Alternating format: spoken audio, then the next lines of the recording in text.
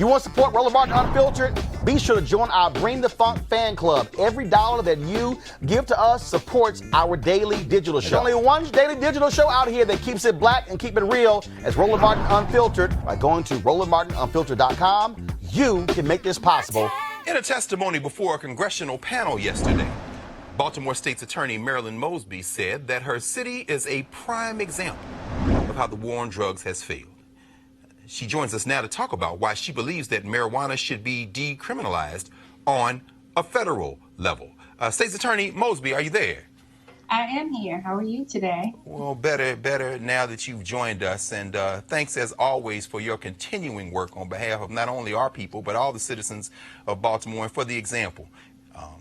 So you were here in the district to testify before Congress, this subcommittee, on this issue of decriminalizing marijuana and doing it on a federal level. Could you walk our viewers through why not only this is an important issue, but how you're distinguishing between what you're already doing on the ground there in Maryland and what you really want the feds to do? So I was honored to be invited to the subcommittee of the Judiciary, and it's the Crime and Terrorism and Homeland Subcommittee. And it was chaired by Karen Bass of California, who convened this hearing, and it was about racial justice, marijuana laws in America and racial justice and the need for reform. And I was honored because it gave me an opportunity to kind of talk about the discriminatory enforcement of laws against poor Black and brown people. We know that this war on drugs that Congress signed off on has really been a war on poor Black and brown people. And essentially, it has been at the disservice and the disadvantage to our communities. And so I was given the opportunity to address Congress. I had several sort of proposals. And one of those proposals is I'm advocating for not just the decriminalization, but the legalization of marijuana federally. And that's for a number of reasons. Right now, federally, it's against the law. The Controlled Substances Act says that you cannot be, it's a Schedule I narcotic right next to heroin, which in and of itself is a problem because it's not as, dangerous as that type of drug. But it's a Schedule I narcotic, and you have 11 states who have already legalized marijuana, and that's a conflict of interest. And furthermore, the issue that I saw in this was that we have to allow the states to regulate, tax, and to be able to make the determination about what to do with marijuana laws. And the reason I say this is because with the regulation of marijuana, it diminishes the black market or the distribution of marijuana. We know that distribution of drugs fuels violence. And you look at my city, unfortunately, Baltimore is woven within the fabric of the United States. And yet we're lead in per capita homicides. We lead in the number of opioid deaths, and we're one of the most impoverished cities in the entire country. And a lot of that has to do with this failed war on drugs. And so what I went up to Congress to say was, you all are somewhat responsible for these federal and financial incentives that you have provided to the states to enforce these laws in discriminatory ways. We know that nationally, that you as an African American or a Black person, you are 4 times more likely to be arrested for the possession of marijuana than a white person. That's problematic because we know that the use and consumption of marijuana among Black people and white people are the same. And still, even after the decriminalization of marijuana, in the city of Baltimore, 95% of the citations that they issue for marijuana for 10 grams or less are going to Black people. 42% of the citations that they're issuing citywide is going to 1 out of 9 police districts, which represents 9% of the population within the city and is 95% Black and disproportionately poor. So when you look at those stats, what that tells you is that there has been discriminatory enforcement that has had collateral consequences, not just on individuals, but on whole communities. And recognizing that, what I went to Congress to say was that you now have a responsibility, understanding that this was a failed war on drugs, to reinvest not only in individuals through reentry services and ensuring that we have mass expungement and vacatur and consider the resentencing, that we've treated this, what should be a public health crisis, as it criminalized it, But I also argue that we should also be reinvesting in our communities in ways in which we're the ones that have suffered the most at the hands of these failed policies. Well, you certainly haven't waited on Congress to act. Seems to me that you're following in a long tradition of black state's attorneys in Baltimore. I remember when Kurt Schmoke, who was, I think, at that time the youngest state's attorney elected in Maryland, really began that conversation about legalizing some use of drugs. But you, in January, covered here on Roland's show, you said, I'm going to stop prosecuting folks for this possession. And then you've even gone into court and asked that records be expunged, that the number of years between the time you've been convicted of something and the expungement be shrunk. I mean, so you're not waiting on Congress to act, are you? No, I'm not going to wait on Congress, and I'm not going to wait on the state to act either. And that's the point, right? Like in January, I came out, they haven't changed the possession laws, and they have not ensured that they're making that investment in our communities. They're giving me issues about vacating the 5,000 convictions. But I came out in January and said, in considering this discriminatory enforcement, as a state's attorney, I can never be complicit in the discriminatory enforcement against poor black and brown people, of laws against poor black and brown people. And so I'm not going to prosecute the possession of marijuana, and I'm going to move to vacate the convictions of over 5,000 individuals. And I argue that it was violative of the 14th Amendment for this discriminatory enforcement, the Equal Protection Clause. And the courts have come back and said, no, you don't have a legal mechanism to be able to vacate these convictions. So I'm still fighting, which is one of the reasons why I went to Congress to say, hey, we need federal incentives to make sure that the states put in their ensure that they are fighting for the individuals that have been most impacted. The fact that in the state of Maryland, there's an expectation that you have to wait 4 years before you can get your record expunged for the possession of marijuana when it's no longer even a crime for 10 grams or less is ridiculous. And so, that's what Congress has the power to be able to do, is to incentivize the state through their financial means. They incentivize the states through their financial means when they enforce these laws. You have, grants and task forces that were implementing these laws against poor black and brown people. Now it's incumbent on them to also incentivize the states to right the wrongs of the past. It's funny. I remember election night 2012. We were covering the stuff at Howard, and I was in an auditorium full of students. And they saw the marijuana leaf come up on the screen, and everybody started cheering, realizing that Colorado had become a state that had legalized marijuana for recreational use. And of course, we know that Washington State did that as well, as you said. But you made a 10th Amendment argument before Congress the other day. For the viewers who might not be clear about the relationship between the states and federal government when it comes to these laws, here in D.C., for example, it's decriminalized, but don't be called it a federal park, like the national parks, because that's where federal law occurs. Why did you bring up the 10th Amendment for folks who might not understand the relationship between state law and federal law when it comes to this issue? Well, because this is the distinction, right? And this is why I'm saying that there should be legalization, not just decriminalization of marijuana. We have to legalize it because the federal government right now is saying that it's illegal. However, there are certain states, as you've mentioned, Colorado, Washington State, where they're saying it is legal, right?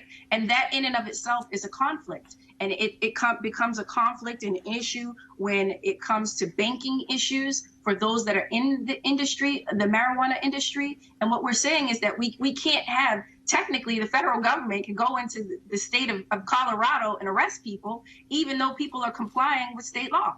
And so that in and of itself is a conflict. And what we're saying, and what I argued, is that we need to eliminate that conflict, and the federal government shouldn't have oversight. It should be up to the states. We should treat marijuana the same way that we treat alcohol, allow the states to regulate and to tax. It's better for the states to be able to control from a public safety and consumer safety perspective, to be able to make a determination as to, what restrictions they're going to put on marijuana, what are the, dispensaries and young people having to come in and to show IDs. You have your quality control testing of the substance so that it diminishes the black market. Right now in the black market, marijuana is being laced with other sort of substances, right? We want to diminish that. And that's what we're saying. And that's what I was arguing to Congress, is that, hey, we have to ensure that we don't have these conflicts that are violative of the 10th Amendment. Well, State's Attorney Marilyn Mosby, every time we see you, always thank you for continuing to fight on behalf of us. And as a proud graduate of Tuskegee University, well, you're a graduate of Tuskegee. My mom was born about 30 minutes from there. Every time I think about it, no question. It ain't just HU, it's TU, Mother Tuskegee, as we say. So thanks again, State's Attorney Mosby, and please keep us informed as the fight moves on and keep the fight on. And I anticipate and I hope they will have bipartisan support and we get the kind of federal incentives and resources that are needed for the states to comply and to rectify what has been a wrong against poor Black and brown people. So thank you for your support, and I appreciate you. We're here always. Thank you again. All right. Yes, so we've heard from State's Attorney Marilyn Mosby, and we're going to turn now to our panel, our regular panel, including Quadricus Driscoll, who is an adjunct professor at the George Washington University, and Erica Savage Wilson, host of Savage Politics. Well, not only decriminalizing, but legalizing marijuana. Anybody have any thoughts on that? Quadricus or Erica, who's jumping? Yeah, absolutely. And one thing I'm very curious about is because this has not been really parceled out for states to settle, what is the communication between different states' attorneys about how to handle those individuals that are being incarcerated, being arrested? Because I'm still believing that Black and brown folks are still paying the penalty for being users or sellers of a drug that has definitely enriched our non-people of color community. And also, there are degrees that people can now begin to pursue in the study of marijuana. So as these, different wealth opportunities come available, I'm just wondering the conversation between states' attorneys about how we can kind of right the wrongs that still are felt among Black and brown communities. That's very interesting. That's going to inject itself properly into this presidential election, cycle. Quadricus, I'm thinking, Prof, about some of the things that happened in California. I know after it was legalized, for example, or decriminalized, in the Bay Area, for example, these very people who have been arrested for drug sales now don't have the capital to rent a storefront, to get a loan, to get into the now legitimate business of selling marijuana. Now, we heard Attorney Mosby talk about this. Where do you see the future of this going? Or is there a future even for our people who used to be hand-to-hand herb hustlers and now they can't get out here and get a license to do it legitimately? I mean, it's dare I say, it's the same shit done over again, right? It always starts where we are poor Black and brown people are always behind the eight ball. Yes. Because now what we do know is that we have our white brothers and sisters who are making bank off of this. Right. The former Speaker of the House, John Boehner, is a senior policy advisor for one of the largest cannabis companies in the country. I would have expected that alcohol was his drug of choice, but I guess that's for consumption, not profit. Anyway, we talk about morals and society, right? Price drank wine, I'm sure they tell you that. Exactly. The reality is, our people have, unfortunately, for various reasons, have had to use marijuana to survive and to sell, including members of my own family, dare I say, right? No question. And so here we are now talking about decriminalizing marijuana.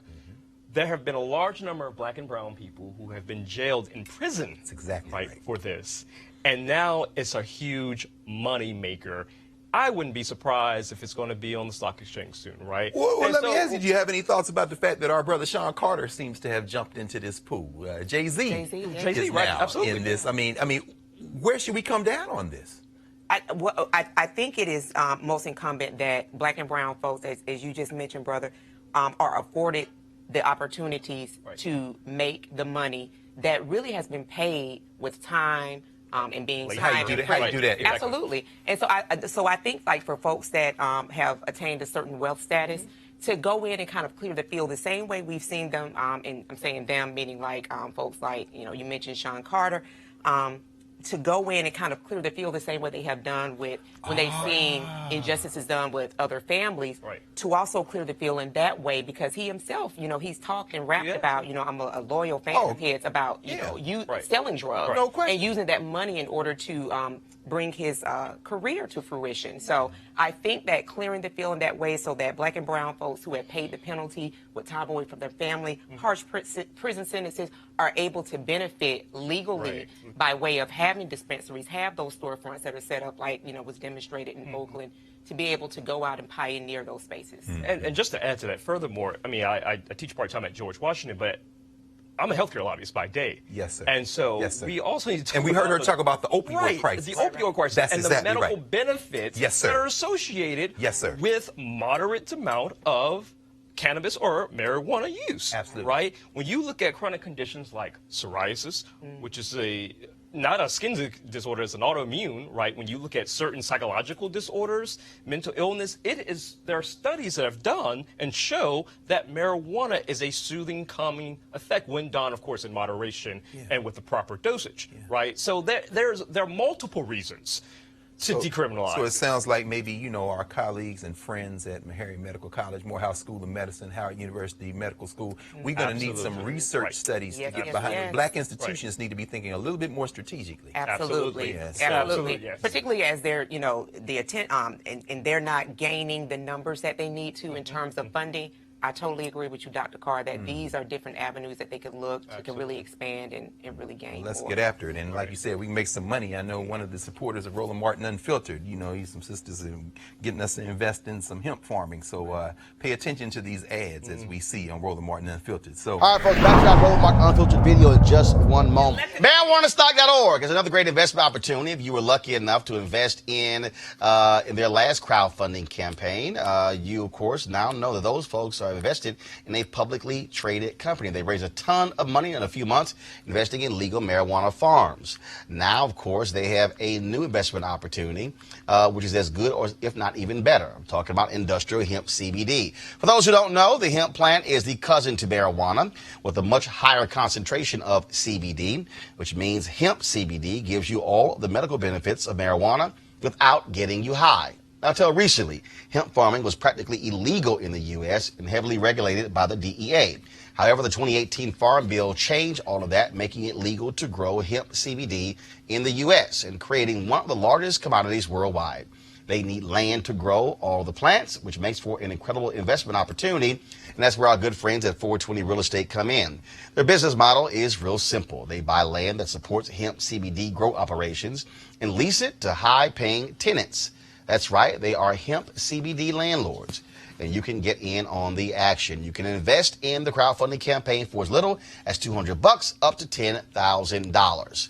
Like I said, you may not want to miss out on this opportunity. Go to marijuanastock.org. That's marijuanastock.org to get in the game and to do it now. Now back to your Roland Martin Unfiltered video.